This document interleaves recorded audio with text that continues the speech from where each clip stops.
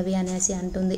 అప్పుడు రాజు ఇవి విడాకుల పేపర్స్, ఈ విడాకుల పేపర్ మీద సైన్ పెట్టు, నేను సైన్ పెడితే వెళ్ళిపోతాను అనేసి అంటాడు. అప్పుడు కావ్య సరేలేండి ఒక్క నిమిషం ఆగండి పెన్ను తీసుకొస్తానని ఇంట్లోకి వెళ్తుంది. అప్పుడే కనకం వాళ్ళ ఇంటి పక్కన ఒక ఆవిడ వచ్చి ఒక గ్లాసుడు పంచదార ఇవ్వవా అనేసి అంటుంది. అప్పుడు తను రాజును చూసి కనకం మీ అల్లుడు పండగకి వచ్చాడా ఏం అనేసి అంటుంది. అప్పుడు కనకం సైలెన్స్గా చూస్తుంది. కావ్య వచ్చి ఆ పేపర్స్ మీద సైన్ పెడుతుంటే కనకం వాళ్ళ పక్కింటి ఆవిడ మీ ఆయన నీ పేరు మీద ఆస్తి ఇట్లా రాశాడా అనేసి అంటుంది. అప్పుడు కావ్య లేదు ఆస్తి రాయలేదు, విడాకుల పేపర్స్ తీసుకొచ్చి సైన్ పెట్టమన్నాడు, నేను సైన్ పెడుతున్నాను అనేసి అంటుంది. అప్పుడు కనకం వాళ్ళ ఇంటి పక్కన ఆవిడ అవి పంచదార ఏమైనా సైన్ పెట్టడానికి ఏమైనా ఒక గ్లాస్ పంచదార అయితే తీసుకెళ్ళిపోవడానికి పర్లేదు, కానీ విడాకుల పేపర్స్ మీద సైన్ పెట్టడం ఏంటమ్మా, అయినా మీ ఫ్యామిలీ మ్యాటర్స్ నేను ఇవ్వాలి కానమ్మా అనేసి అక్కడి నుంచి వెళ్ళిపోతుంది.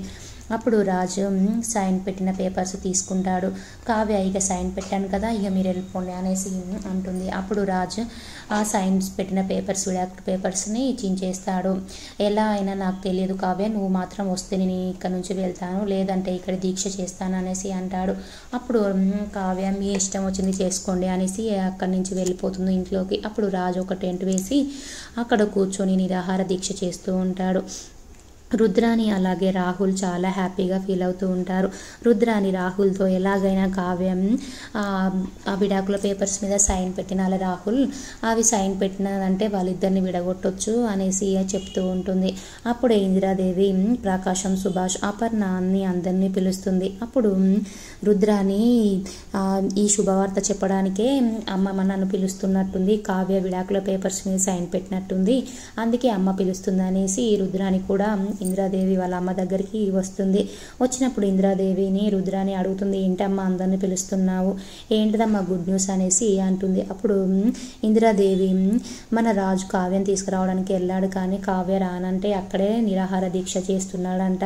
అవునా అమ్మ అనేసి అంటుంది. అప్పుడు రుద్రాని ఎందుకమ్మా నిరాహార దీక్ష చేయడం, ఆ మిడిల్ క్లాస్ వాళ్ళ ఇంటి ముందు చేయడం, మనమేమో ఎంత రిచ్గా ఉంటామో, మనం దుగ్గిరాల కుటుంబం వాళ్ళం, వాళ్ళ ఇంటికి ముందు నిరాహార దీక్ష చేయడం ఏంటమ్మా, కావ్య కోసం రాజుని రమ్మనమ్మా, చీపుగా గక్కడ దీక్ష చేయడం ఏంటమ్మా అనేసి అంటుంది. అప్పుడు అపర్ణ చేయని, వాడు వాళ్ళ భార్య కోసం చేస్తే నీకేమవుతుంది అనేసి అంటుంది. అప్పుడు ఇందిరాదేవి కూడా ఎప్పుడైనా కావ్యనే చేసేది వాడి కోసం ఏదైనా పనులు, కానీ ఇప్పుడు కావ్య కోసమే రాజు చేస్తున్నాడు, చేయని, వాళ్ళ పోరాటం ఎక్కడి వరకు వెళ్తుందో రాజు ఎలాగైనా కావ్యం తీసుకొని మన ఇంటికి వస్తాడన్న నమ్మకం నాకుంది అనేసి ఇందిరాదేవి అంటుంది. తర్వాత కళ్యాణ్ అప్పు ఇద్దరు అప్పుని కళ్యాణ్ ఏమంటాడంటే, అప్పు నువ్వు ఇన్ని రోజులు చాలా అసలు ఏం తినకుండా అలాగే ఉన్నావు కదా, ఇప్పుడేంటి అన్ని ఫ్రూట్స్ అన్నీ కట్ చేసుకొని తింటున్నావు, చాలా హ్యాపీగా ఉన్నావు అనేసి అంటాడు. అప్పుడు అప్పుడేమో మా బావ అక్క కోసం విడాకులు ఇస్తాను అనేసరికి నాకు చాలా బాధగా అనిపించింది, కానీ ఇప్పుడు మాత్రం అక్క కోసం బావ నిరాహార దీక్ష చేస్తున్నాడంటే ఎలాగైనా అక్కనైతే సంతోషంగా చూసుకుంటాడు, అక్కకి నిజమైనా చెప్తాడు, లేదంటే అక్కను ఒప్పించి ఆయన అబార్షన్ చేయిస్తాడన్న నమ్మకం నాకు వచ్చింది, అందుకే నా కడుపులో పెరుగుతున్న పాప కోసం నేను ఫ్రూట్స్ అలాగే జ్యూసులు తీసుకుంటాను, ఇప్పుడు చాలా హ్యాపీగా ఉన్నాను అనేసి చెప్తుంది. అప్పుడు కళ్యాణ్ కూడా చాలా హ్యాపీగా ఫీల్ అవుతాడు. రాజు కావ్య వాళ్ళ ఇంటి ముందు నిరాహార దీక్ష చేస్తూ ఉంటే కావ్య బయటకు వచ్చి ఒక ఆపిల్ తినుకుంటూ వచ్చి ఏమండి ఇంట్లోకి రావచ్చు కదండి అనేసి అంటుంది. అప్పుడు రాజు నేను చెప్పిన మాటకి నువ్వు ఒప్పుకుంటేనే వస్తాననేసి అంటాడు. తర్వాత కావ్యం ఒక కాఫీ పట్టుకొని సాయంత్రం బొట్టు కాఫీ తాగుతుంటే ఎంత బాగుంటుందో అనేసి అంటుంది. అప్పుడు రాజుకు కోపం వచ్చి భర్తకు మాత్రం కొన్ని పచ్చి మంచిళ్ళు కూడా ఇవ్వకుండా కాఫీ తాగుతున్నావా అనేసి అంటాడు. ఆ రాజు దగ్గరికి ఒక ఆయన వచ్చి నువ్వు భార్య కోసం ఇలా నిరాహార దీక్ష చేయడం నాకు చాలా నచ్చింది, నేను కూడా నా భార్య కోసం నిరాహార దీక్ష చేస్తాను అనేసి కూర్చుంటాడు. అప్పుడు ఈ భార్యలు మొండితనం పోగొట్టాలి వీళ్ళకి అనేసి చెప్తాడు. అప్పుడు రాజు దగ్గర కూర్చున్న ఆయనే నేను మన నిరాహార దీక్షని ఇంకొక స్టెప్ ముందుకు చేపిస్తాననేసి అక్కడ నుంచి వెళ్ళిపోతాడు. వెళ్ళిపోయి మీడియా వాళ్ళని తీసుకొని వస్తాడు.